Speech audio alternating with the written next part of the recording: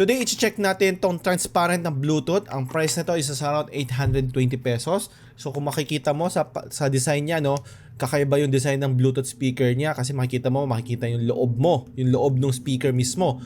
So magandang design. I think yun yung trending ngayon, no, yung mga design ng mga earphones, mga speakers, or ng mga iba pa, kitang-kita yung loob, no. So tignan natin, buksan natin to.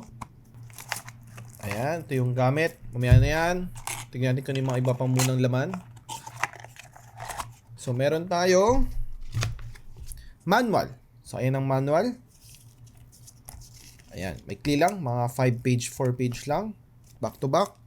Next is yung charging cable niya. Ang gamit niya ay USB Type-C.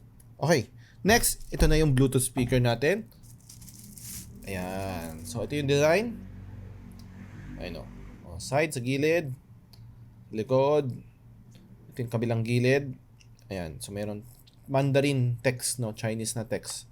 So pati yung kabila Chinese text din, no. So try natin buksan to. Ayan. So try natin i-connect yung phone natin. So ayan, nag-connect na. Try natin mag-play ng konting music.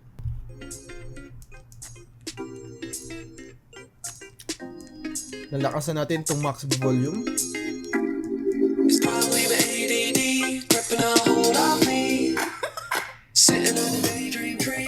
Ito yung parang may audio mixer level. Audio level. So hinaan natin. So sa likod yung parang subwoofer niya. So gumagalaw yan. Siya ito rin. So lakas ulit natin.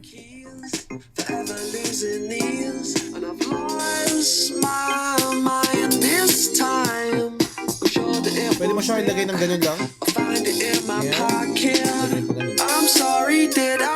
Again, ang price nito is nasa around 820 pesos.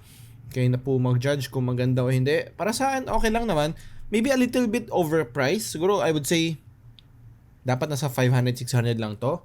But, ikaw, kung feel mo sulit to, then leave ko na yung link dito sa lower left.